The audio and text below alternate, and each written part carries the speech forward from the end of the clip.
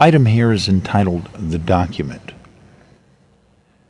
This is a crucial, one of the most important understandings of constitutional law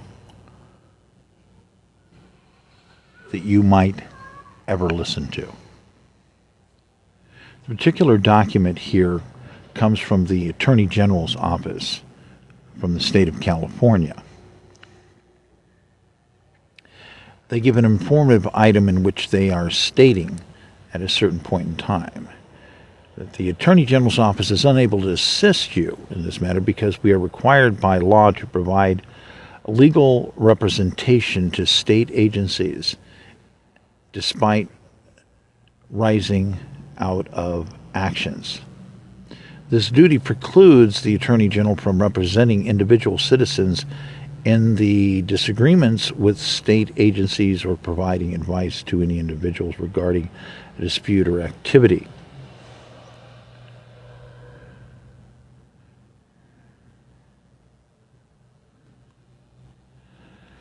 While the Attorney General's office represents state departments in legal matters,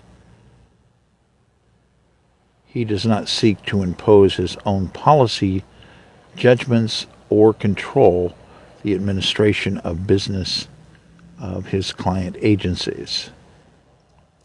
And they go to yada yada for assistance, go on, and it's a pass-through. Now, what is wrong with this document is incredible, because this is one of the biggest constitutional violations in modern history. Oh, we have lots of constitutional violations, but this one's different. And we're going to talk about that as we continue. Now, as we continue, we're going to look at this document and the situation in different phases. And I want you to understand that the conviction phase is different than the penalty phase. Yet there would seem to be confusion with some people that the same information is used in both areas. There is an interchangeability. There also is a draw upon various other areas of logic that state that there's a gravity of why you have to proceed forward with convictions. So there's this additional driving mental factors. Please keep in mind that there's a distinctive difference between the conviction phase and the penalty phase. So as we focus on the offense, we do cover the importance of the penalty because it's part of the understanding of why it's so important to deal with the matter. There are very many multi-facets. So it might seem confusing that what we're dealing with on conviction is penalty. We're going to talk about penalty. It comes up repeatedly. But the penalty phase is actually quite different. That deals with additional information, additional aspects that would affect the situation.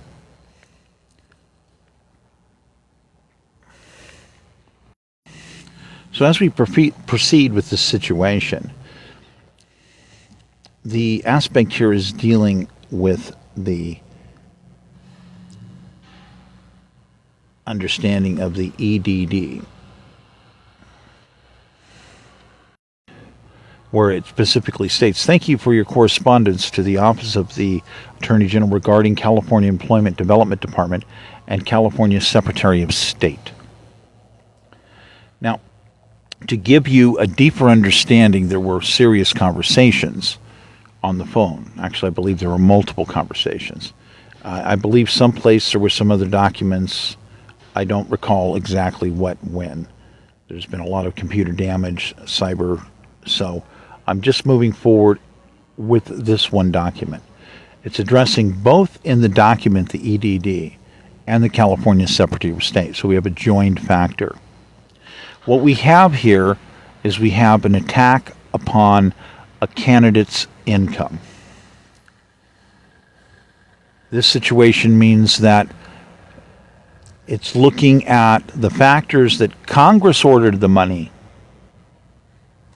to be paid, involving the overall mess of the COVID situation. So, we are jumping forward a bit as to some of the other items that are involved, and there are other items and other history involved as well, which, by the way, come out to be very important at a later point. In other areas of law and in this area touching as well, but more so in other areas. When understanding the gravity of the situation, we have a candidate, again, that has had acts of war committed against them. We have the candidate that is also an archiver, which means we have acts of war committed against an archive.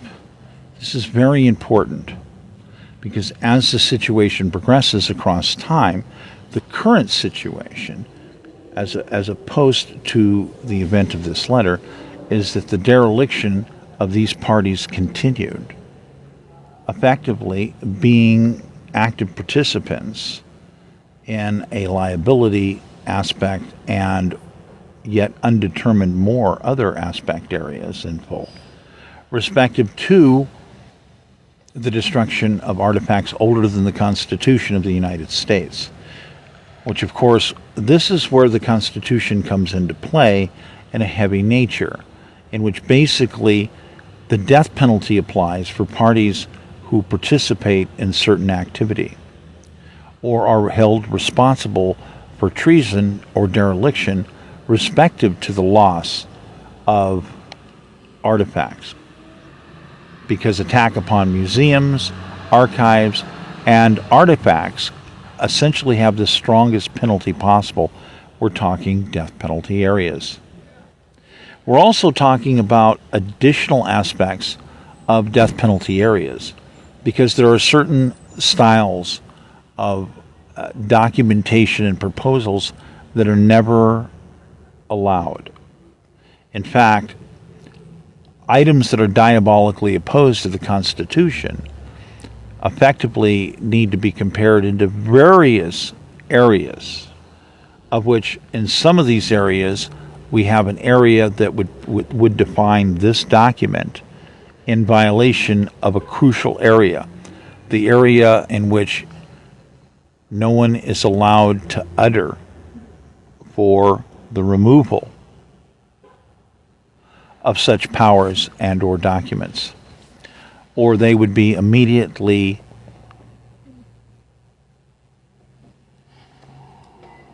killed, literally receiving the death penalty as an instant penalty. It's one of the strongest areas of Constitution and constitutional law, which very few people ever have to see, because the idea here is that nobody would ever be so, well, frankly, stupid as to violate these certain areas.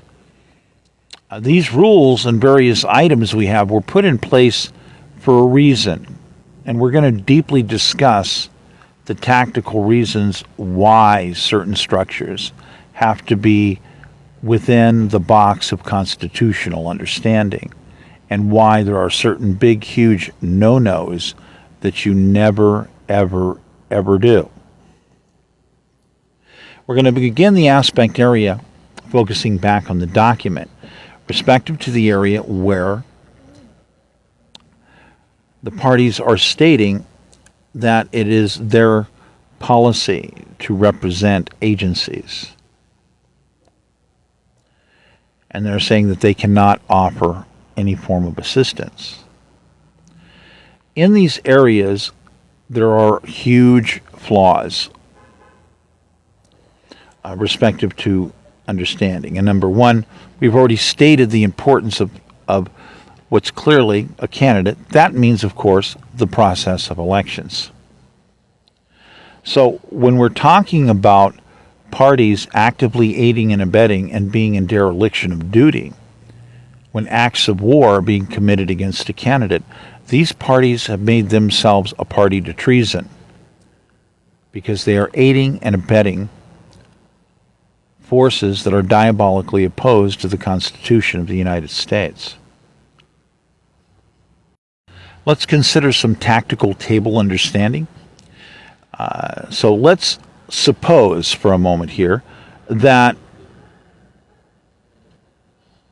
one of the parties in questions that's attacking, that's committing these actions, these illegal actions, is a foreign spy. Now, the truth is, at the moment, we haven't done enough investigation. We don't really know this. We don't necessarily know this. We don't know that this is how that's going to come out. They could be a domestic spy, similar in definitions and understanding. There are other reasons for why they may be doing what they're doing. It could be a party alignment. That's domestic still. There can be other reasons. But from a tactical table standpoint, when endowed, you have to consider tactical table understanding. Because you have to what? You have to protect the nation. You have to protect the Constitution of the United States. Because these parties clearly have done what? They have taken an oath to protect the Constitution of the United States. This means all parts of the Constitution. So when a party comes in and says, I've been blacklisted, I'm a candidate, and basically parties have committed acts of war, these are items where they are obligated to defend what? They're obligated to defend the voters, not alienate the voters. But in this document, the document is designed to unveil a policy that is one of a guaranteed alienization of the voters. The standpoint here, there's a violation. The standpoint here also deals with alienation and failure to assist a candidate under attack that needs their income restored, that has been, affected by the wrongdoing, criminal element, possibly a spy, of somebody who is a government employee. Doesn't matter departmentally or whatever. Their obligation, number one, always is first to what? Their oath to protect the Constitution of the United States, which deals with the wide range of constitutional items.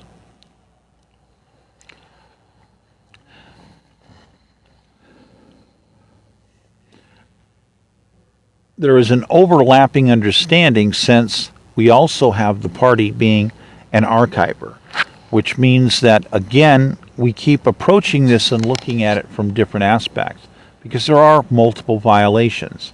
We have an archiver. Attack upon an archiver is a very serious crime. Constitutionally, archivers are protected. To attack an archiver is an act of treason. To aid and abet parties in any way, shape, or form, respective to treasonous attacks, means the parties have to stand with any other parties accused, or they also can independently be charged as parties in action, being in rebellion or insurrection or foreign alignment, all of which come with the death penalty. Now, when we're talking aiding and abetting in the destruction of artifacts, in this case older than the Constitution of the United States, yes, there's many in the list. We're using the one as the main point. There's many in the list. Again, the death penalty applies because they're committing an act of treason. Again, they're violating their oath, refusing to adhere to the Constitution of the United States. And again, we're in mandatory death penalty area. Now, it's important to, at this point, to keep arguments flowing properly, but we kind of have to mention that this department, the Attorney General's office, also has a connectivity to Kamala Harris. Now, these documents also predate the action and the running for office of Kamala Harris. These are of key important items. Again, we're talking about a candidate that is laying out the groundwork saying that they are under attack and that Congress has ordered these people compensated, including the candidate. We also have a very large myriad of areas in which they are stating in policy that they want to do things a different way. The sheer fact, in short, in base argument here, is that this entire document, this entire policy, is diabolically opposed to the Constitution of the United States and falls under the category of illegal utterance and mandatory execution. According to the Constitution of the United States, we have multiple areas which require mandatory execution of these parties. They must be put to death. This is part of the gravity of why prosecution must move forward in these areas to protect the Constitution, to protect the process of elections. Because in fact, what we have here is we have a situation that this is a snapshot that clearly proves beyond the shadow of a doubt that we have a candidate, because it's also dealing with what? The Secretary of State. Now I will show some additional documents coming up here that confirm, again, the Secretary of State.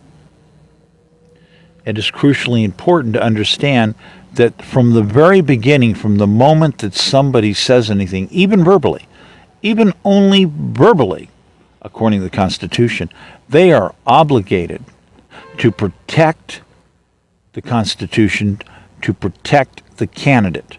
The candidate is the number one priority respective to the process of elections, not some smaller employee or department head that is doing something that is what? It's a no-brainer. They're refusing to compensate and they're attacking the finances of a candidate. There's technically immediate investigation needed to be done. We're talking stuff that could have been achieved in 5 minutes. The Secretary of State's office could have verified previous items such as work history, turning petitions in, certifying signatures that were done by the candidate in previous elections. So the understanding here deals with a lot of stuff. The party is also a pre-declared candidate for what? The White House, the presidency. This means that these parties have shirked their duty and are connected to the same policies, and there's deep questions as to at exactly what level Kamala Harris is as a participant in developing the policy. So in deeper understanding, there's a lot more to go through. But at the most base layman's term level, these parties have violated the Constitution of the United States at the most sacred levels. They have violated their oath to the Constitution. We have multiple constitutions, so we're also going to have state constitution violations, so forth, etc. In these items, again, the definition, because of the certain constitutional areas, this is not a question of state rights or anything like that. This is a question where parties have done things so wrong that they have abandoned their duty. Definitely dereliction of duty. But the argument here for aiding and abetting, as this candidate does not get satisfaction, which is a pre-declared candidate prior to Harris, yet Harris is connected to the Attorney General's office. So, these are different timeline arguments that deal with a lot more information, which, by the way, is quite extensive, because as it turns out, there is previous and numerous instances involving Kamala Harris in which other derelictions of duty have occurred, which means she, in fact, also, it would seem on the surface, which should be verified quite easily, that she is committed to the policy And that is an unfortunate item because that means that she is committed to a diabolic opposing of the Constitution of the United States, which permanently disqualifies her from ever being a voter in the United States, number one. But it also disqualifies her from ever being a candidate and running for office. Now, this is just a baseline understanding of the beginning of this document, where this document goes, how this document is wrong. Now, there'll be some additional images that I will end up creating for this. There'll be additional mixes and modifications that will show the understanding at the tactical table of how foreign powers can come in. And you get a spy in, you get a party in and says, oh, well, we're going to do this policy. That policy becomes a diabolically opposing cog that destroys the entire nation because it renders it impossible for people to compete in the process of elections and to be able to do things such as protecting archival interest. This effectively means that these parties are in the process where a tactical model shows an utter massive destruction involving these people's actions and activities. The proper action, by the way, according to the Constitution, involving all of these parties are to all come under immediate arrest. Immediate arrest for treasonous behavior. And investigations are to proceed forward. The proper methodology, again, arrest them. They've committed treason. There is no bail. They stay in custody. Investigations proceed forward. This is the proper procedure constitutionally to deal with parties in this matter, to deal with any office that brings forward such a policy that is diabolically opposed to the Constitution of the United States. The immediate arrest and complete shutdown of the office is required. Perhaps you could interview a few people and maybe repatriate a few people, but this could be in question. Because of the crucial placement and functions of offices of this nature, Attorney General's office, you would have to be able to re-outfit it with fresh personnel that you are assured are committed to an oath of protecting the Constitution of the United States.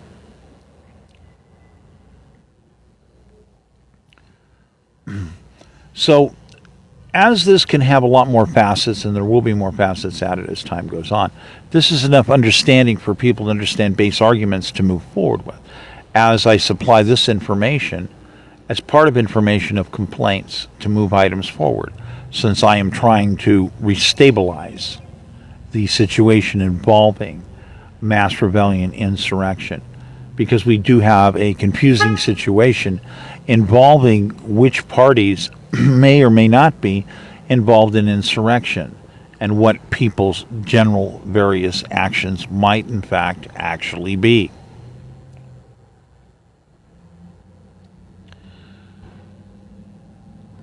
This document clearly puts forward the understanding that Harris also is a participant by the sheer fact that when we check Harris's work history, that she's also been an AG and she's also been part of this policy. And again, there's other supportive evidence. Therefore, we have election what do we have here? We have election rigging. This means we have election rigging. This has affected multiple elections. We have the recall election, the gubernatorial recall election in California. Now, the important part, it's a recall election, but there are also candidates for governor. So the law says parties can run for two offices at the same time. So as this party is also taking that option up, as they are allowed, there's complications involving the understanding of electronic kidnapping, stranding parties in another state.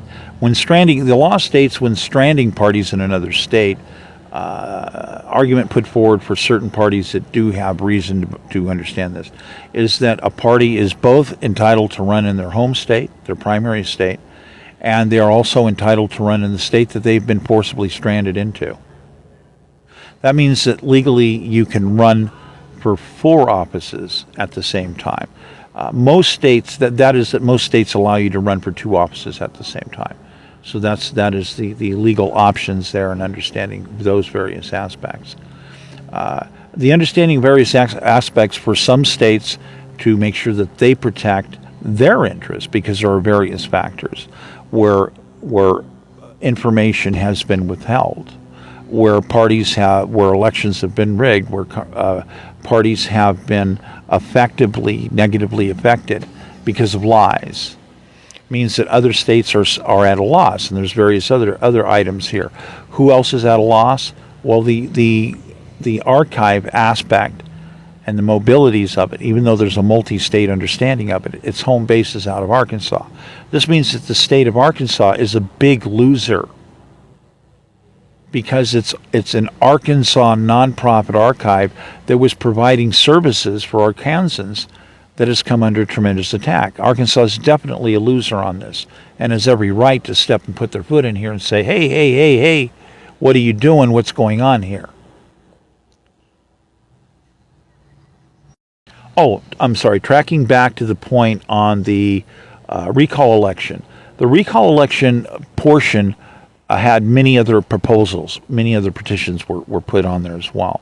Also, a backup governor election. In other words, in the event that the recall would go through, the backup choice by the citizens of who would become the governor would be of key importance. Now, among this, we have a situation involving the party, Mr. Michael Crosby, being a gubernatorial candidate, of which these parties are participating in blacklisting and election rigging. Now, the interesting aspect is there's also, because they're attacking the income, numerous numbers of mobile RVs. These RVs get pressed into service for certain items. Now, for an election, they were scheduled to be put into service. Now, bringing 12 RVs into service onto crowded freeways in California, Los Angeles, would have had 1 million people a day noticing a gubernatorial candidate. They would have been selected to one of the 200 prepaid. There were domains prepaid. Over 200 domains were prepaid for websites, effectively. But these items did not come to a fuller fruition, again, because the income was being attacked, because there was this extra burdening factor involving these people's actions. So the statistics on computers, considering standard statistics such as availability of mobile vehicles that can go into the field, the number of websites, the style of platform and causes added up in popularity as to different types, estimated that 45% of the vote would have gone to Michael Crosby had he been on the ballot, which would have had him having the vast majority of the vote among all the other candidates. So this basically means that there would have been, if the recall had gone through, there would have been a runoff election between Michael Crosby and the next highest candidate. So this understanding brings about something that is of crucial importance. What's of crucial importance is that more than 10 million California voters would have been exposed to candidate Michael Crosby as a gubernatorial candidate. Many of them would have voted for him. This would have gave him a big start and put a completely different beginning setup vision for elections going into the presidential election, because Mr. Crosby also would have had an enormous number of people who joined the mailing list, who donated money, who went to the websites, who gave forward comments. So even in a situation where you have the recall election stating, which we've just stated, that the recall got the 56 or 58%, and Newsom was not recalled, the sheer factor of exposure of candidate Michael Crosby to the voters in California would have had 10 million people effectively, more than likely, on the mailing list, and we would have been talking about upwards, I believe, of 14 million voters total that would have had exposure of understanding a little bit about who he is. So this activation to the next cycle, to the federal election, would have had a momentum that is statistically awesome. The computers identify this as quite an impressive startup, estimating that he would have started out more than likely, as the media would have looked upon him as somebody who got what? 45% of a gubernatorial election, which means that the media would have been covering his aspects. And the computers suggested that he would have started out as a 15% national candidate, starting out as a DNC candidate, and that he was likely, because of his policies and other viewpoints across the nation, to excel an additional 25 points within 30 days. So what we definitely have here is a case of election rigging. This is a big item. It is also having a negative national effect. This means that voters are being lied to in other states. There's all these other actions that are of key importance. Just going with the most primitive cogs, if we just go with the most primitive facts, it's kind of a no-brainer. We can kind of get to these primitive facts very quickly without going. We don't have to do a bunch of extensive computer analysis to come up with the most basic no-brainers about what people did and say, yes, blacklisting. They kept him off the ballot. This is a no-brainer. You know, having 10 million voters notice you on the ballot, that's significant. We all know that's a significant number. So we can work with the most primitive levels of this information, respective on complaints and respective to moving various other parties' interest forward, to gaining a repair situation for the process of elections, as well as gaining an understanding and getting emergency management budgets forwarded to repair archives that have been damaged, lost, attacked, of which, by the way, we do need to make the strong assertion and understanding that material pertaining to national security is also stolen.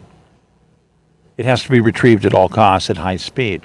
Again, the repeated communications with these parties in the Secretary of State and the Attorney General's office, etc., that the understanding here that these parties are trying to claim that empirical methodology does not state somehow that stolen materials pertaining to national security would immediately need to be retrieved.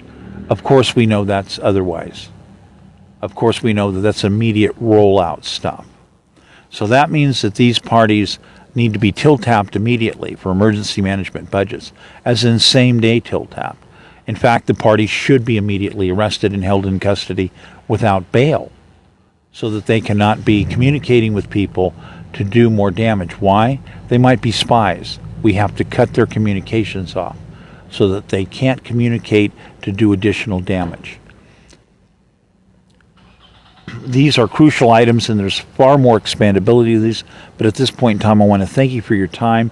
You're probably going to get a text version of this and an audio version of this if you're a person who is being contacted for assistance on complaints across the country. So I thank you, but this is also being made public, so it's posted on YouTube, on X it will be posted, but it also has a direct application to repairs necessary to immediately repair national security and immediately repair the process of elections and undo what has happened because of rigged elections. I thank you for your time. My name is Michael Crosby, and yes, I am a candidate running for the presidency of the United States.